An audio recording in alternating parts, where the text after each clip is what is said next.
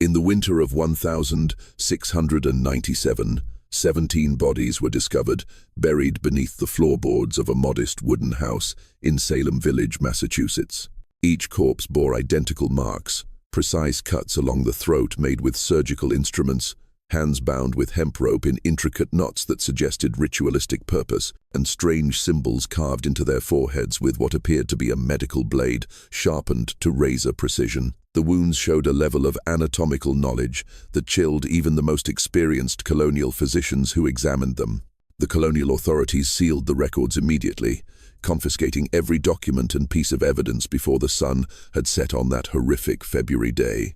For over 3 centuries, the name Prudence Fairweather was deliberately erased from every official document, court record, and historical account. What they found in that house challenged everything the Puritan community believed about evil faith and the darkness that could lurk behind the most pious facade. The discovery would haunt the Massachusetts Bay Colony for generations, whispered about in hushed tones before being buried beneath layers of official silence and collective amnesia. Before we continue with the story of Prudence Fairweather and the 17 souls she claimed in the name of divine purification, let me know in the comments what state you're listening from, and if you're ready to hear a tale that will make you question everything you thought you knew about colonial America. Don't forget to subscribe, because stories like this one are exactly why our channel exists. The transition from this horrific discovery to understanding how such evil could flourish undetected would require examining the very fabric of Puritan society itself. The small community of Salem Village in 1697 existed in a state of perpetual tension that made it the perfect hunting ground for a predator like Prudence Fairweather. Located roughly 8 miles inland from the bustling port of Salem town, the village was home to approximately 600 souls who lived under the constant weight of religious scrutiny, economic hardship, and the lingering trauma of the witch trial hysteria that had claimed 25 lives just 5 years earlier. The physical landscape of Salem Village reflected the harsh realities of colonial life in New England. Dense forests of oak, pine, and maple pressed against the settlement from all sides, their branches forming a canopy so thick that even midday felt shrouded in perpetual twilight. The wilderness harbored genuine dangers: wolves, bears, and hostile Native American tribes who viewed the expanding colonial presence as an existential threat to their way of life. These external threats created a fortress mentality among the villagers, making them suspicious of outsiders while simultaneously desperate for anyone who could contribute to their survival. The village itself consisted of roughly 45 wooden structures arranged around a central common area dominated by the stark, imposing meeting house where Reverend Samuel Parris delivered his fire and brimstone sermons twice each Sunday.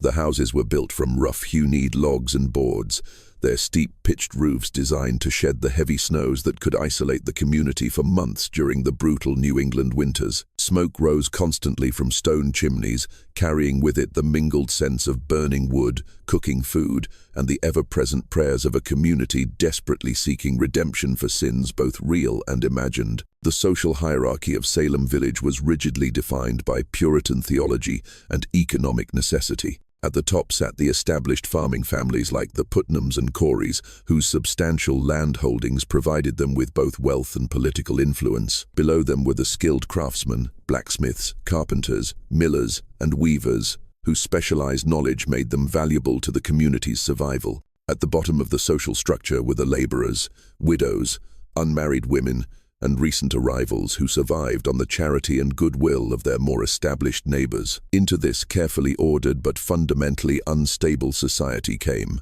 Prudence Fairweather in the autumn of 1692, arriving just as the witch trial hysteria began its slow, agonizing conclusion. She appeared as a widow of 32 years, traveling alone, except for a single wagon containing her modest possessions and an impressive collection of medical instruments that immediately marked her as someone of unusual education and capability. Her story, delivered with convincing detail to anyone who asked, was that her husband, Jeremiah, had died of fever during their journey from Providence Plantation in Rhode Island. She carried with her what appeared to be legitimate documents, a marriage certificate, a death certificate signed by a physician, and letters of recommendation from religious leaders attesting to her character and medical skills. These papers, though later investigation would prove them to be masterful forgeries, provided her with the credibility she needed to establish herself in the community. Prudence's physical appearance perfectly suited her chosen role as a devout Puritan healer.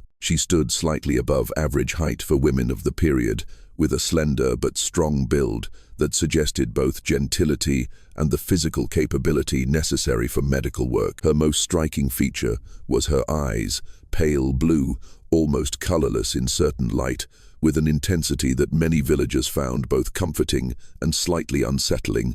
Her hair, prematurely grey despite her relatively young age, was always kept meticulously arranged beneath a spotless white cap that never seemed to show stains despite her claimed medical work. Her hands drew particular attention from those she treated. They were unusually steady with long, slender fingers that moved with surgical precision, whether she was preparing herbal remedies assisting at births or simply handling everyday objects. Several villagers commented on how gentle her touch was when examining patients, though a few mentioned an odd coldness to her skin that seemed unrelated to the weather or her general health. The villagers welcomed Prudence cautiously but gratefully, as medical knowledge was desperately scarce in the frontier settlements. Most births were attended by elderly women whose knowledge came from experience rather than training, and serious injuries or illnesses often resulted in death simply because no one possessed the skills to provide effective treatment. Prudence's claimed expertise in treating everything from difficult births to infected wounds, combined with her extensive knowledge of herbal medicine, made her seem like an answer to their prayers. She rented a small but well-built house on the outskirts of the village from Ezekiel Horn, a distant cousin of Judge John Hathorne, who had presided over many of the witch trials. The house sat isolated among a grove of ancient elm trees, whose bare branches in winter created a natural screen that provided privacy for whatever activities took place within. The structure consisted of a single large room with a sleeping loft, accessed by a steep wooden ladder, and Prudence quickly set about dividing the space with hanging blankets to create separate areas for cooking, sleeping, and what she described as her medical practice. She furnished the house modestly but efficiently, purchasing items from other settlers and occasionally from traveling merchants who passed through the village. Her most notable possessions were her medical instruments, an extensive collection of knives, saws, forceps, and other tools that she claimed were essential for surgical procedures. These instruments were kept in a specially constructed wooden case lined with velvet, and Prudence maintained them with obsessive care, spending hours each week cleaning and sharpening them to surgical perfection. During her first months in Salem Village, Prudence devoted considerable effort to establishing herself as a devout Puritan, whose religious knowledge rivaled that of formerly trained ministers. She never missed Sunday services, arriving early and staying late to discuss theological matters with Reverend Parris and other community leaders. Her knowledge of Scripture was genuinely impressive. She could recite entire chapters from memory and possessed an encyclopedic understanding of Puritan doctrine that she had clearly studied extensively before her arrival. More importantly, she demonstrated an intuitive understanding of the psychological and spiritual needs of a community still reeling from the witch trial trauma. She spoke eloquently about the dangers of false accusations, the importance of forgiveness, and the need for healing in the aftermath of tragedy. Her words seemed to offer exactly the kind of spiritual guidance the villagers desperately needed, positioning her as a voice of reason and compassion in a community torn apart by suspicion and guilt. The first disappearance occurred on the 14th of February, 1693, during one of the harshest winter storms in living memory. Margaret Kennan, a 5-year-old widow known throughout Salem Village for her punctuality and unwavering religious devotion, failed to return from evening prayers at the meeting house. Margaret had lost her husband, Robert, to a wolf attack the previous summer and had since thrown herself into religious activities with an intensity that concerned even her closest friends. The circumstances of Margaret's disappearance were particularly troubling because of her predictable routines and cautious nature. She lived alone in a small cottage near the village center and followed the same schedule every day: morning prayers at home, afternoon work in her garden or with her spinning wheel, and evening services at the meeting house. She was known for leaving the meeting house promptly after services ended, walking directly home along the well-traveled path that connected the religious center to the residential areas. When Margaret failed to appear for morning prayers the following day, her neighbor Elizabeth Proctor became concerned enough to check on her welfare. She found Margaret's cottage cold and empty, with no signs that anyone had been there since the previous afternoon. The fire in the hearth had burned down to cold ashes. Margaret's evening meal sat untouched on the table, and her bed showed no evidence of being slept in. The search for Margaret began immediately, led by some of the village's most experienced woodsmen. They followed her usual route from the meeting house to her cottage, looking for any signs of what might have happened to her. The heavy snow that had fallen during the night made tracking difficult, but they found evidence that someone had indeed walked along the path the previous evening. However, the track seemed to end abruptly near a grove of pine trees roughly halfway between the meeting house and Margaret's home. Most puzzling was the discovery of Margaret's prayer book lying open in the snow beneath one of the pine trees. The book was positioned carefully, as if someone had placed it there deliberately, rather than dropping it accidentally. The pages were open to Psalm 23, "The Lord is my shepherd," and despite being exposed to the storm all night, the book showed remarkably little damage from the wind and snow. Prudence Fairweather was among the most vocal and dedicated participants in the search for Margaret. She spent hours walking through the frozen forest, calling Margaret's name with such genuine desperation that many villagers commented on her Christian charity and compassion. She organized prayer vigils, prepared hot soup for the search parties, and offered to examine any evidence that might provide clues about Margaret's fate. "Sister Margaret is surely in God's hands now," Prudence would say to anyone who would listen, her voice breaking with what appeared to be sincere emotion. "We must pray that her soul finds peace, whether in this world or the next." Sometimes the Lord calls his most faithful servants home in ways that seem mysterious to our mortal understanding. Her theological interpretation of Margaret's disappearance resonated with many villagers who were struggling to make sense of the tragedy. The concept that God might have called Margaret to some higher purpose provided a framework for understanding her vanishing that didn't require them to confront the possibility of more earthly dangers lurking in their community. 3 weeks after Margaret's disappearance on the 8th of March, 1693, Thomas Bridgman vanished under similarly mysterious circumstances. Thomas was a skilled carpenter of 22 years who had been working to repair storm damage at a farm in the nearby hamlet of Topsfield. He was known for his reliability and had established a routine of traveling to Topsfield early in the morning and returning to Salem village before sunset to avoid traveling the forest paths in darkness. On the day of his disappearance, Thomas had completed his work earlier than expected and began his journey home in mid-afternoon, giving him plenty of daylight for the 3-mile walk through the forest. When he failed to arrive home by sunset, his mother Sarah became worried enough to alert the village constables. A search party departed immediately, following the well-known path between Salem village and Topsfield. They found Thomas's tools scattered along the forest path approximately 1 mile from Salem village, but there were no signs of struggle or violence. His carpenter's bag had been opened, and its contents spread across a wide area, as if someone had been searching through his possessions. Most of his tools were present, but several of the smaller, more valuable items, including a set of precision chisels his father had given him, were missing. More disturbing than the scattered tools was the discovery of Thomas's coat hanging from a tree branch roughly 20 feet from the path. The coat showed no signs of damage or violence, and it was positioned in a way that suggested someone had placed it there carefully rather than it being torn away during a struggle. Inside one of the coat pockets, searchers found a hastily written note in Thomas's handwriting, "Going to help someone in need, don't worry." The note raised more questions than it answered. Thomas's family insisted that he would never have abandoned his valuable tools to help a stranger, and the vague language was unlike his usual direct communication style. Moreover, no one in the area had reported needing assistance, and there were no other travelers on the forest path that day who might have requested Thomas's help. Once again, Prudence Fairweather emerged as one of the most dedicated participants in the search efforts. She comforted Thomas's grieving mother with remarkable skill, sitting with her through long nights of prayer and preparing special herbal teas that seemed to ease Sarah's emotional distress. She also organized a systematic search of the forest that impressed the village constables with its thoroughness and strategic thinking. The Lord works in mysterious ways. Prudence would whisper while holding Sarah's trembling hands. Perhaps Thomas was called to serve a higher purpose that we cannot yet understand.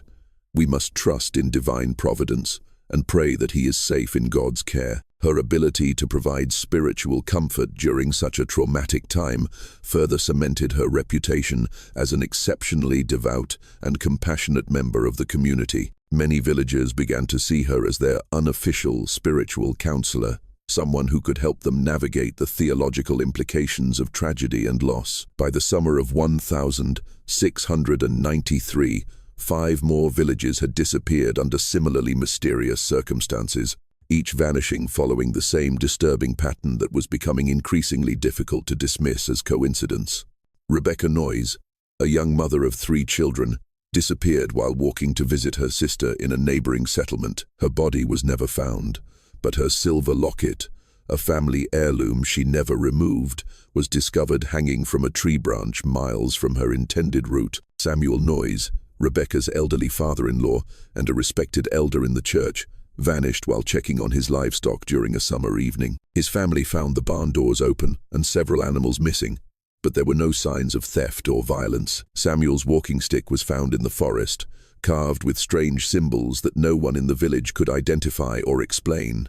Jonathan Prescott, the village blacksmith, whose skills were essential to the community's survival, disappeared while traveling to Salem town to purchase iron and other supplies for his forge. His horse returned to the village riderless, carrying a message supposedly written by Jonathan, stating that he had decided to seek his fortune in Boston and would not be returning. The handwriting appeared to be his, but the language and phrasing were completely unlike his usual direct manner of speaking.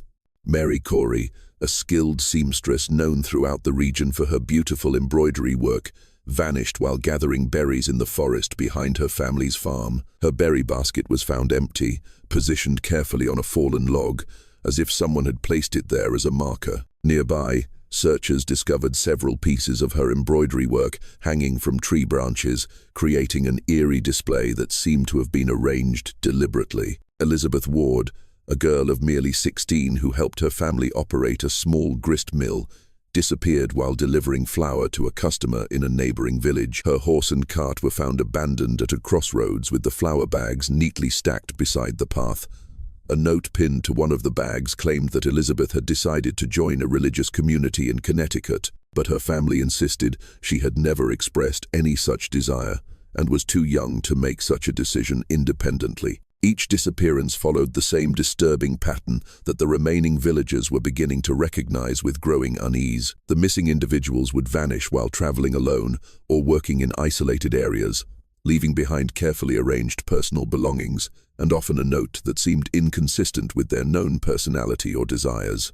The notes all shared similar themes about serving God or seeking spiritual fulfillment, but the language was formal and theological, in ways that seemed foreign to the missing person's usual manner of expression. The villagers' initial theories about wolves, bears, or Indian attacks began to seem increasingly inadequate as explanations for the systematic nature of the disappearances.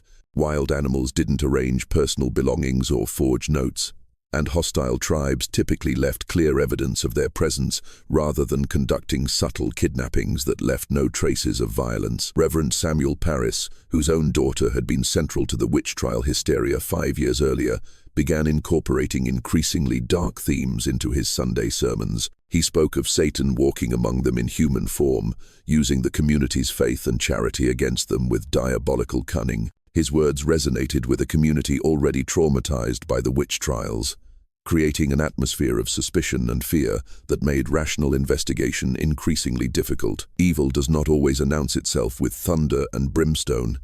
Parris thundered from his pulpit, his eyes scanning the assembled congregation with the same intensity he had shown during the witch trial period. Sometimes it comes disguised as righteousness, whispering prayers while concealing the blackest of intentions.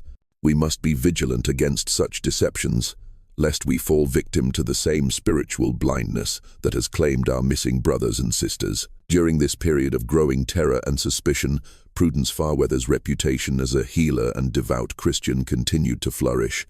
She seemed to anticipate the community's needs with uncanny precision, always arriving at the scene of tragedy with exactly the right combination of spiritual guidance and practical assistance. Her medical skills proved increasingly valuable as stress and fear began taking their toll on the villagers' physical and mental health. She established what she called a prayer circle for the families of the missing, organizing twice-weekly meetings in her isolated house where grieving relatives could find comfort and spiritual support. These gatherings became central to the community's efforts to cope with the ongoing crisis, and Prudence's role as their leader further cemented her position as an indispensable member of Salem Village society. It was during one of these prayer meetings in late August that Martha Corey, the sister of the missing seamstress Mary, first noticed something that would eventually lead to the exposure of Prudence's true nature.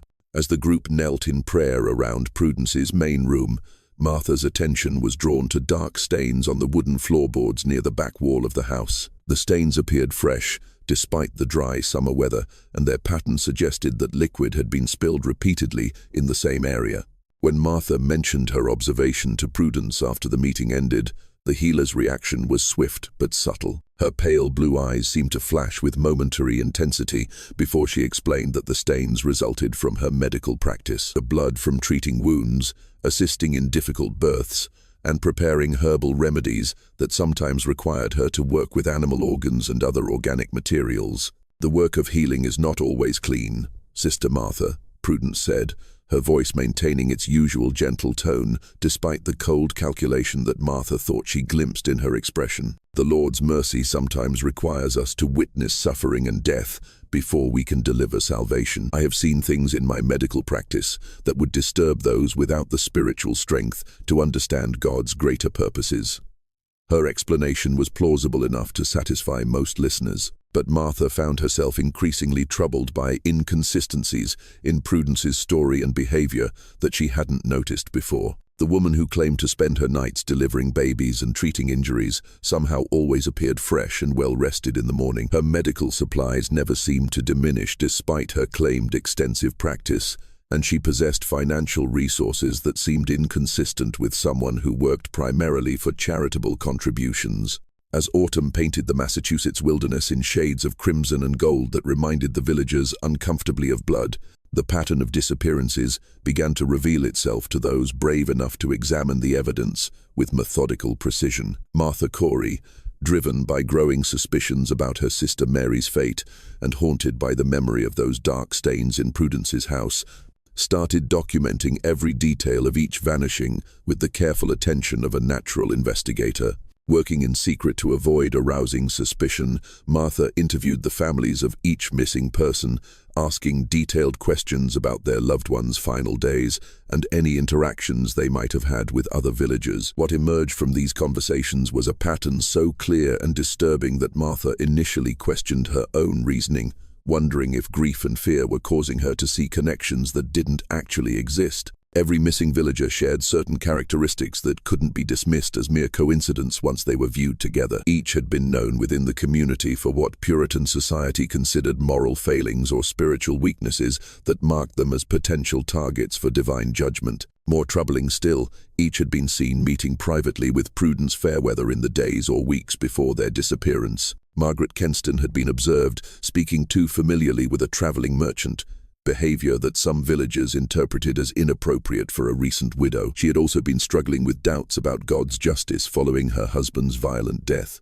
questions that she had shared with several community members, including Prudence, during what was described as spiritual counseling sessions. Thomas Bridgman had been caught drinking rum behind the meeting house after a Sunday service, a serious violation of Puritan moral codes that had resulted in public censure from the church leadership. He had also been known to work on the Sabbath when customers offered particularly good payment for urgent carpentry jobs, another practice that marked him as spiritually unreliable. Rebecca Noyes had given birth to her first child less than 9 months after her wedding, leading to whispered speculation about premarital relations that had never been directly addressed, but had damaged her reputation within the community. She had sought Prudence's counsel about dealing with gossip and social ostracism that was affecting her family's standing in the village. Samuel Noyes had been suspected of cheating his neighbors in grain sales, using false weights and measures to increase his profits during times of scarcity. Several farmers had complained about his practices,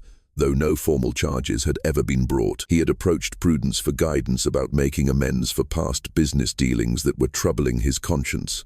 Jonathan Prescott had been known to work on the Sabbath despite repeated warnings from church leaders, claiming that his ironwork skills were too essential to the community's survival to be restricted by religious observances. He had also been suspected of overcharging for his services during emergencies, taking advantage of others' desperation for his unique skills. Mary Corey had been accused of vanity for her elaborate embroidery work, which some villagers considered inappropriate displays of pride and worldly focus. She had been struggling with these accusations and had sought Prudence's advice about whether her artistic abilities were sinful or could be used to serve God's purposes. Elizabeth Ward had been seen walking unchaperoned with a young man from Topsfield, behavior that violated strict Puritan codes about interaction between unmarried individuals. The relationship had been discovered by her parents, who had forbidden further contact and arranged for her to meet with Prudence for guidance about proper Christian conduct for unmarried women. The pattern was unmistakable once Martha laid out all the evidence systematically. Each missing person had committed acts or harbored thoughts that marked them as spiritually compromised according to strict Puritan standards.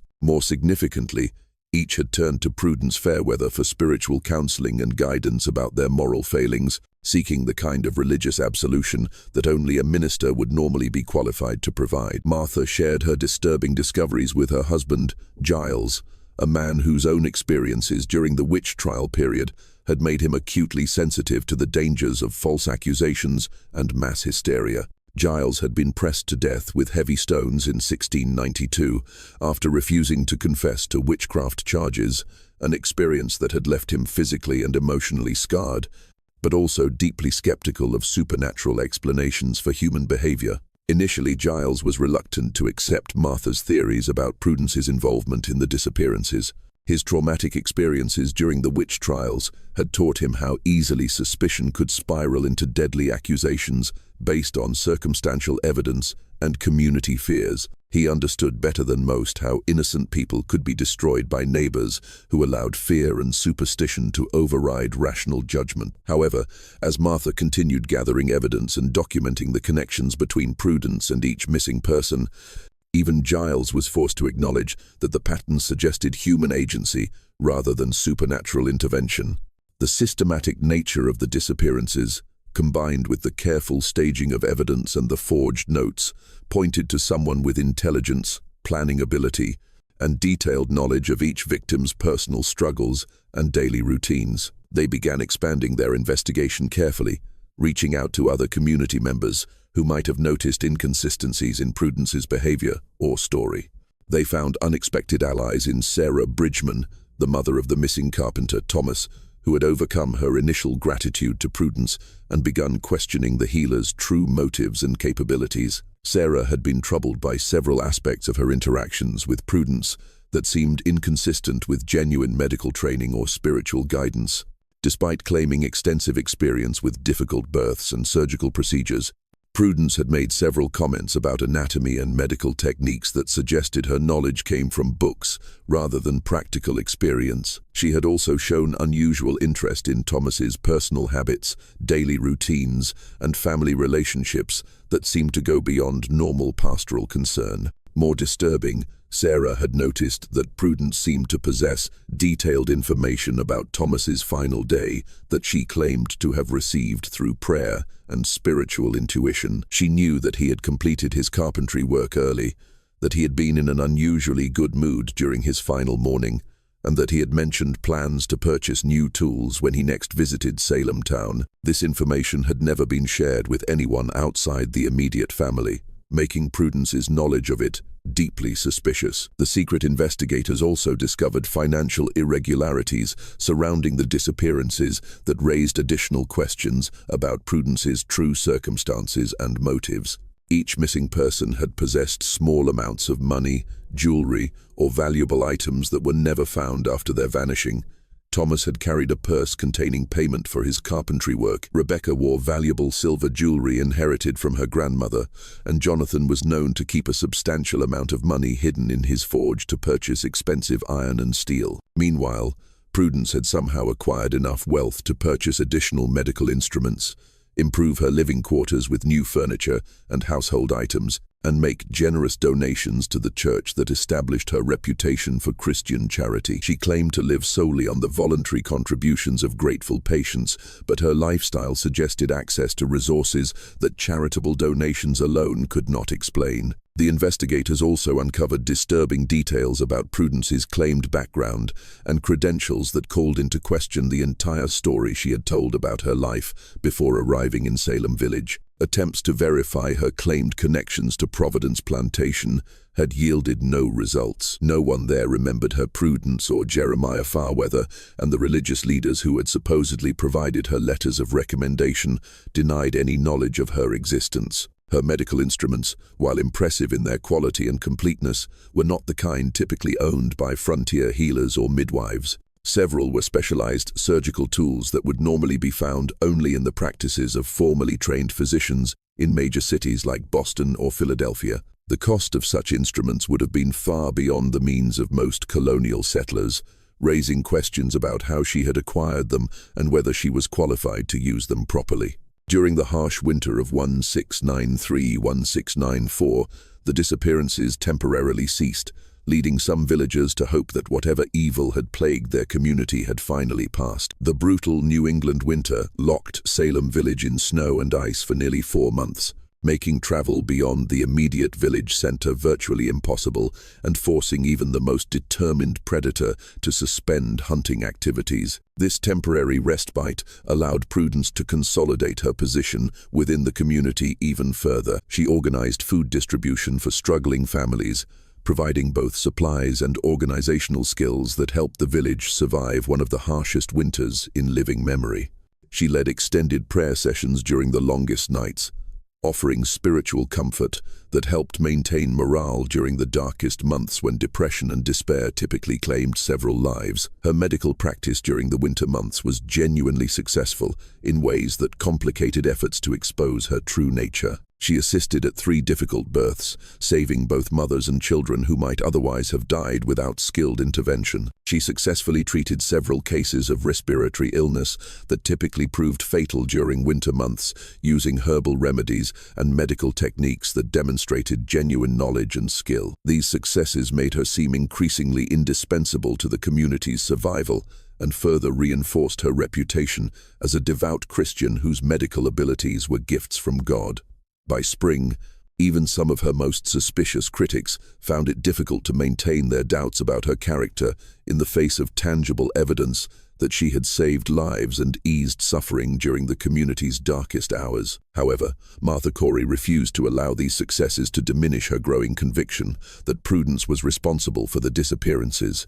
During the long winter evenings when travel was impossible and social visits were limited to immediate neighbors, Martha used the isolation to conduct more detailed interviews with the families of missing persons, gathering information that painted an increasingly disturbing picture of Prudence's true nature and methods. She learned that each victim had confided to family members about meeting with Prudence for what the healer called spiritual consultation.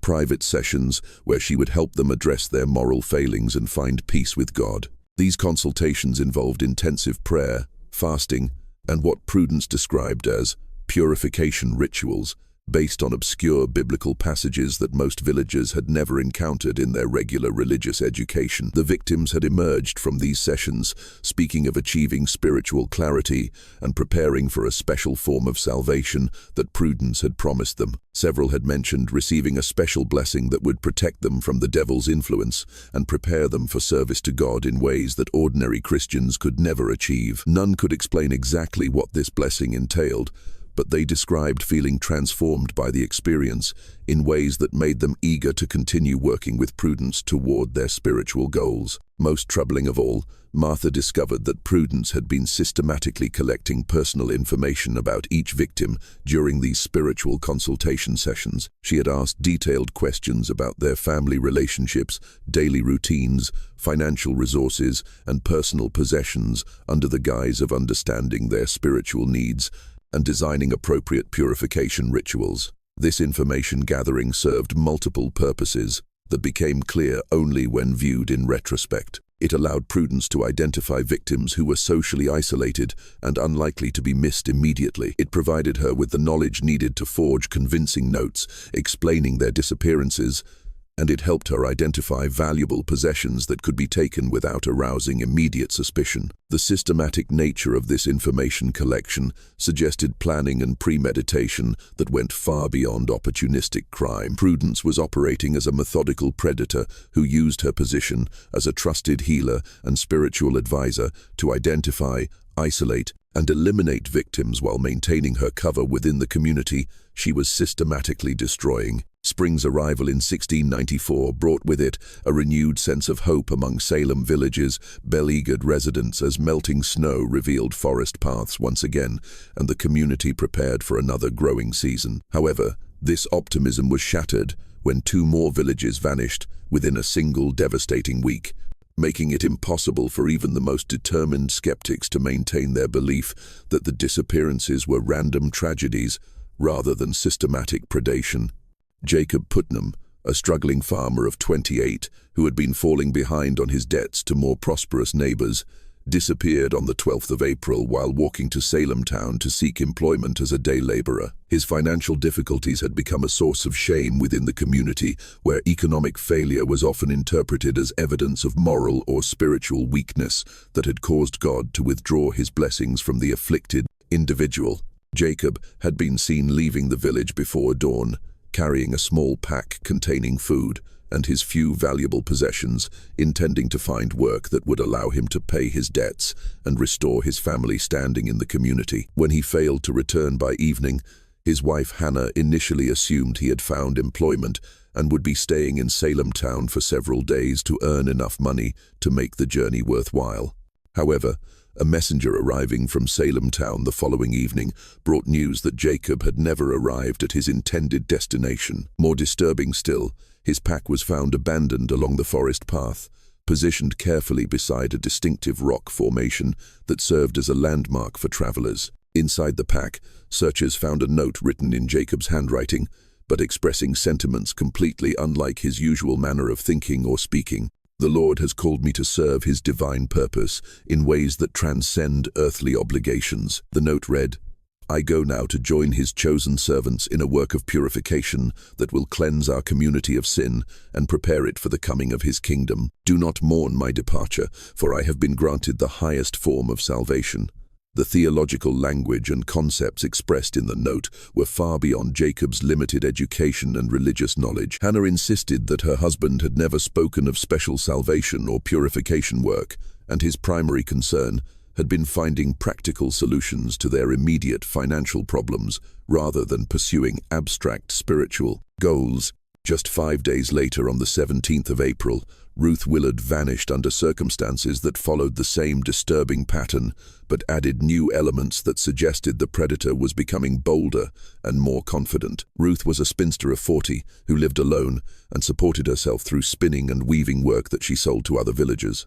She had been caught by Reverend Parris reading books other than the Bible, specifically a collection of English poetry that she had inherited from a deceased aunt. The discovery of secular literature in Ruth's possession had created a minor scandal within the strict Puritan community, where any reading material other than religious texts was viewed with deep suspicion as potentially corrupting to spiritual development.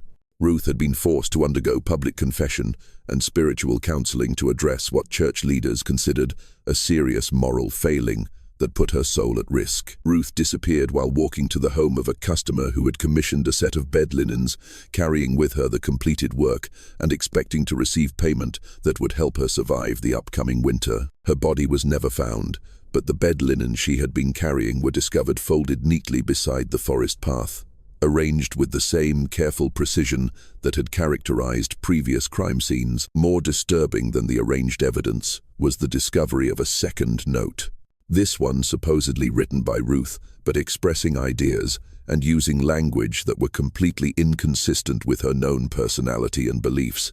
Like Jacob's note, it spoke of being called to serve God's purposes through purification work and achieving a special form of salvation that transcended normal Christian experience. Both victims had been seen entering Prudence Fairweather's house for spiritual consultation in the weeks before their disappearance, and both had spoken to acquaintances about working with the healer to address their moral failings and achieve spiritual purification.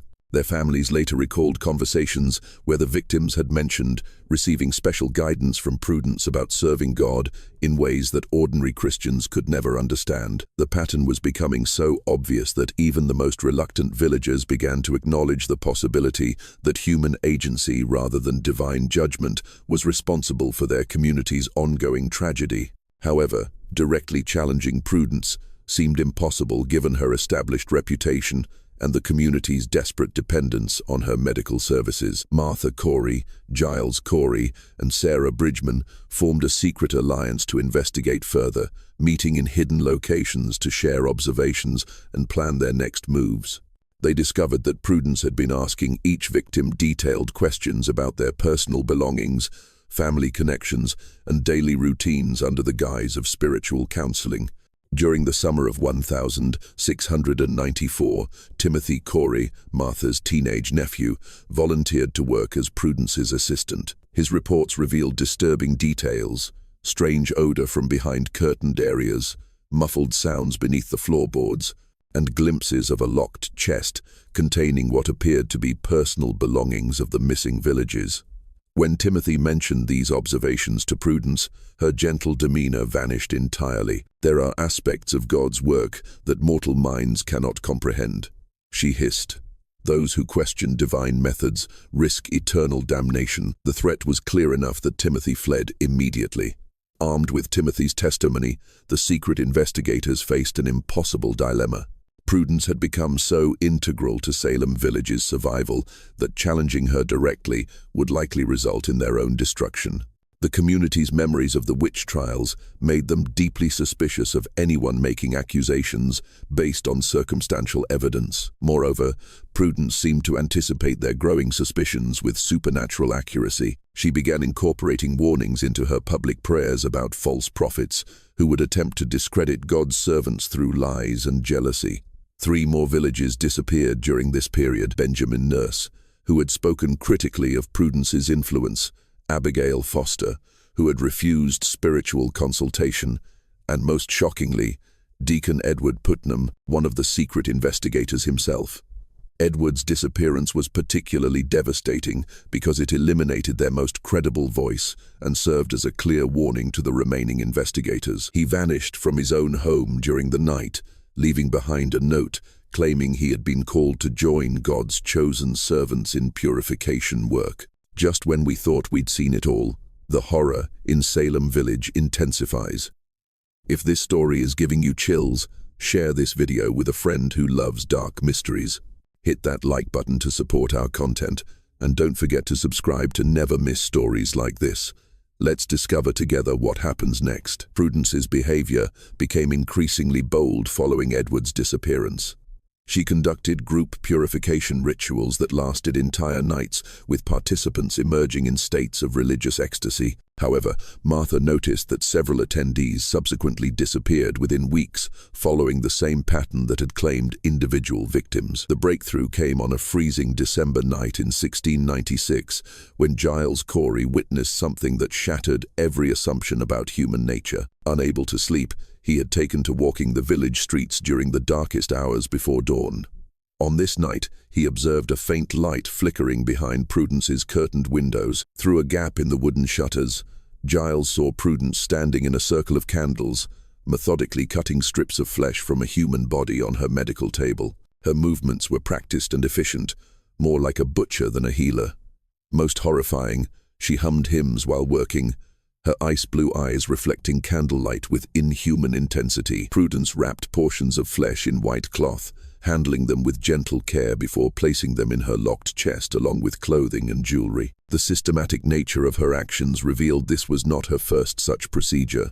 Giles retreated undetected, but the knowledge felt like poison in his mind. The woman they had trusted as a servant of God was actually a predator who had been systematically hunting their community members, using their faith against them with devastating effectiveness. When Martha and Sarah learned of Giles's discovery, they realized they possessed proof that could save lives, but no safe way to expose it. Their dilemma intensified when Prudence began showing unusual interest in Martha herself, approaching her with insistent offers of spiritual consultation. "Sister Martha," Prudence said, her pale eyes fixed intently, "I perceive spiritual turmoil that threatens your soul's salvation. The Lord has placed it upon my heart to offer you special prayers for cleansing." Martha's refusal only seemed to increase Prudence's determination.